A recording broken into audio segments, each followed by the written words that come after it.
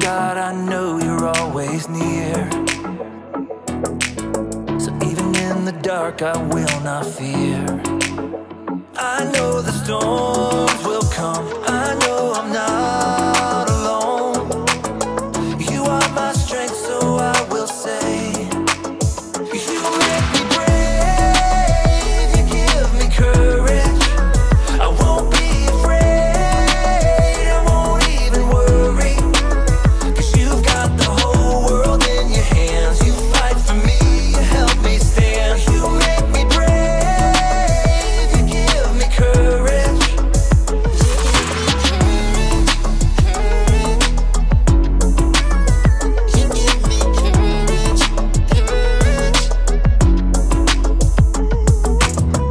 Oh God, you always bring me peace. You are a fortress around me.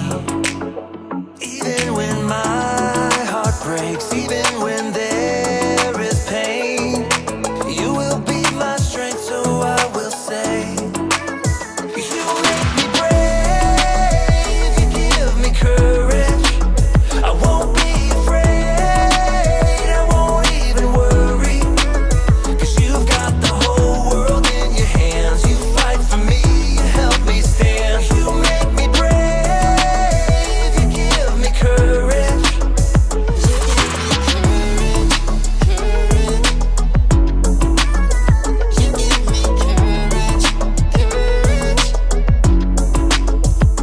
I can do all things through Jesus, my Savior, who gives me strength every day, strength and courage. I can do all things through Jesus, my Savior, who gives me strength every day, strength and courage. You make me brave, you give me courage. I won't be afraid, I won't even worry, 'cause you've got the whole world in your hands. You fight for me, you help me stand. You make me brave, you give me courage. I won't be afraid, I won't even worry, 'cause you've got the whole world in your hands. You fight for me, you help me stand. You make me brave, you give me courage.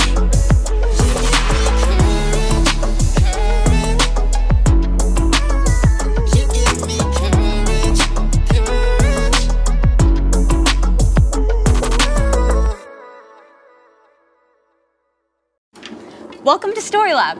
This week, we're talking about courage, while we take a look at the story of a girl who stood up for an entire nation. Oh, and we're also going here.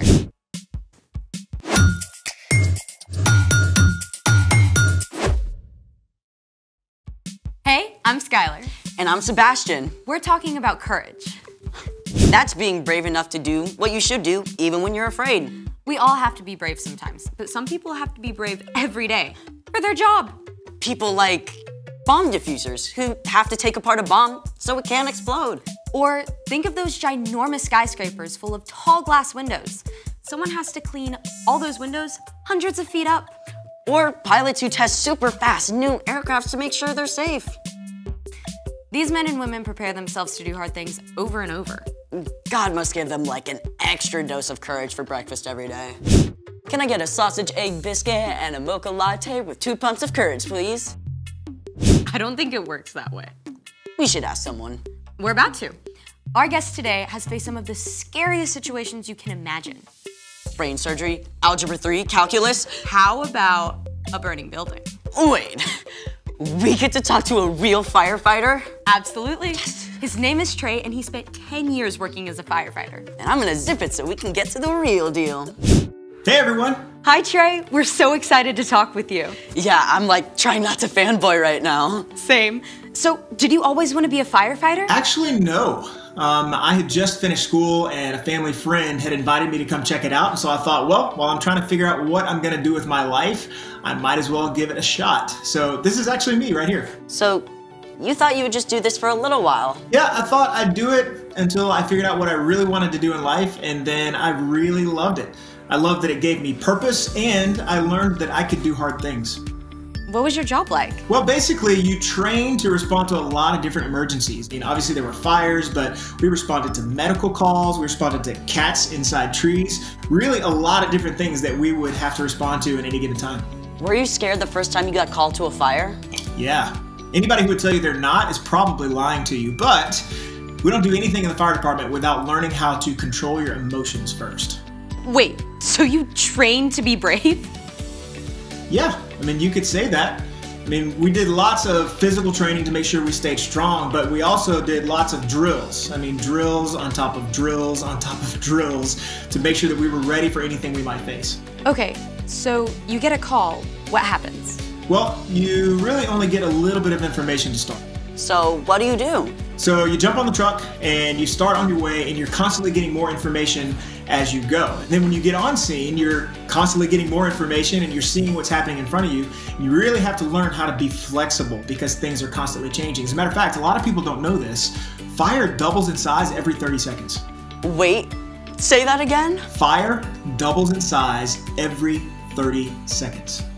That's wild. So you're there now. What do you do? Well, you're really just constantly assessing. You're taking in information as it's changing. Remember, you gotta stay flexible. So you're looking for hydrants. You're wondering if this is gonna be protecting just the structure or if this is gonna be a rescue situation where we might have to rush in and go take care of somebody whose life might be in danger. You really do have to stay on your toes constantly. What are some things that help you get ready for all that? Well, one tool is learning how to calm yourself down. Like, you can just do that?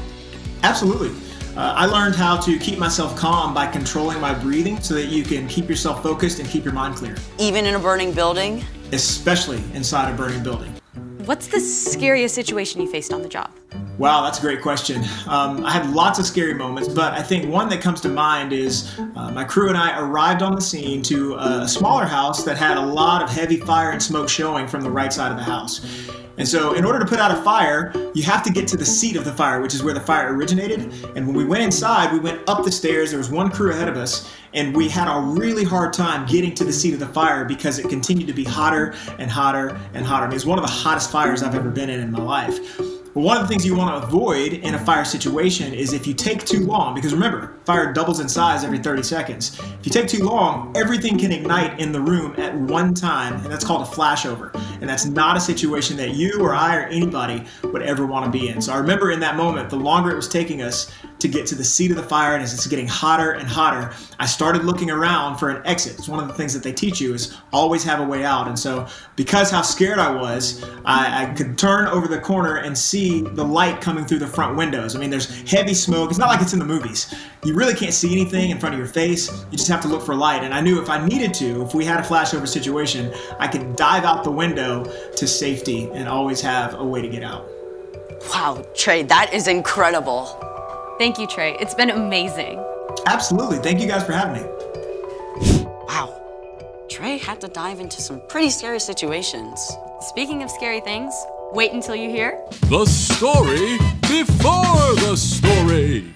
Today, we're in book 17 of the Old Testament, Esther. God made a plan to bless the whole world through Abraham's family, the Israelites. But over and over, God's people would run to God and then pull away, back and forth, just like a yo-yo. At last, God allowed the Israelites to be captured by foreign nations so they would understand they can only be happy close to God. Even in captivity, though, some of these men and women still loved and honored God, like a girl named Esther and her cousin Mordecai, which is where our epic story begins. Take it away! Years before, the Jewish people had been captured and taken from Jerusalem to Babylon. But then, Babylon was conquered and became part of the Persian Empire, with Susa as its capital. So, Esther grew up in a land that was not her own, and when her parents died, her cousin Mordecai raised her as his own daughter. Love the Lord your God with all your heart and with all your soul. Love him with all your strength. Love the Lord your God with all your heart. One day, a new king named Xerxes came to power in Persia, and this guy was a character. He threw a crazy wild party and then fired his own queen for refusing to show up. Not the kind of guy you want running your country. Anyhow, when he finally calmed down, he realized he didn't have a queen anymore, so he decided to look for a new one. After a long search through the entire kingdom, Xerxes chose Esther. Cousin Mordecai, what do I do? Don't tell anyone you're from a Jewish family. We've already seen that Xerxes didn't bother to think much before making decisions, so he chose on a whim to promote an official named Haman to take charge of all the other nobles in the kingdom. Haman had a ginormous ego, and he loved making all the other officials outside the palace bow low to him. But Mordecai refused to bow down to Haman, and this made Haman so mad he about went through the roof! Haman was such a terrible guy that he decided not only to punish Mordecai, but every single Jew in the country. He went to King Xerxes with a terrible plan. Your Majesty, these Jews live differently than everyone else. They don't obey your laws. Who do they think they are? I know, right? Give the order to destroy them. Consider it done. I can't even. Xerxes actually sent a letter all over the kingdom declaring that on the 13th day of the 12th month, all Jews were to be killed. When Mordecai and the other Jews discovered this horrible news, they dressed in rough cloth and wept bitterly. Mordecai sent a message to Esther in the palace, telling her what Haman had done. You must ask the king to save our people. Esther was devastated. She sent a response to her cousin. Tell him, no one can come before the king unless he sends for them. If I do it, I'll die, unless he reaches out his gold scepter to me. Mordecai sent his answer right back. You may not escape, even though you are queen. Who knows? It's possible you became queen for a time just like this. Esther knew Mordecai was right. She sent him one more message. Tell Mordecai, gather all the Jews. Don't eat anything for 3 days. I and my servants will fast too. Then I'll go to the king. Esther faced a terrible dilemma, but she took 3 days to prepare her heart and her mind. Then she went to face the king. It must have taken every ounce of courage Esther had to step through those doors. And then she had to wait what felt like an eternity for the king to even notice her. At last, he looked up. Then he smiled and reached out his golden scepter. What is it, Queen Esther? I'll give you anything up to half my kingdom. Esther must have been shaking with relief. But instead of making her request right away, she asked the king to attend a special banquet along with Haman. The king was flattered and curious. At the banquet, he told her once more, I'll give you anything up to half my kingdom. I'd like you and Haman to come to another feast tomorrow. Then I'll answer your question. What? The king was so intrigued, he agreed to come back again. The next night, he and Haman joined Esther at a second festive meal. What do you want me to do for you? I'll give you up to half my kingdom. Esther took a deep breath and put it all on the line. Your Majesty, let me live. Please spare my people. We've been sold to be destroyed.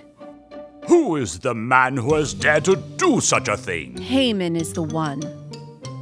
Xerxes was so enraged that he had Haman killed. Then the king created a new order that would allow the Jews to be saved. We will celebrate this day with great joy. The end. Wow, King Xerxes was kind of a loose cannon. Exactly. There was no way to predict what he would do, but Esther leaned into God, and she took a big, courageous step, even though she had no idea what would happen.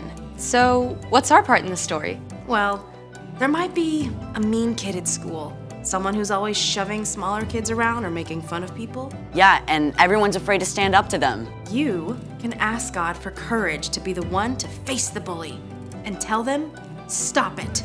That's not okay. It's also important to let a teacher know what's going on. That takes courage too. Exactly.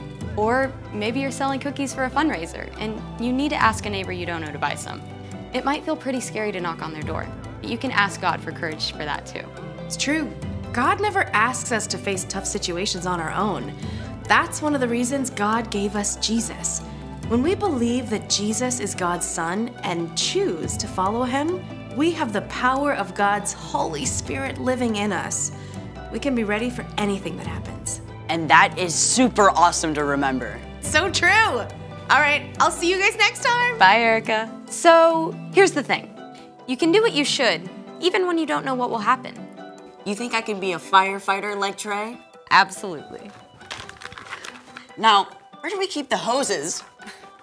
Thanks for joining us in the Story Lab. See you next time. Turn on the water! Wait, what?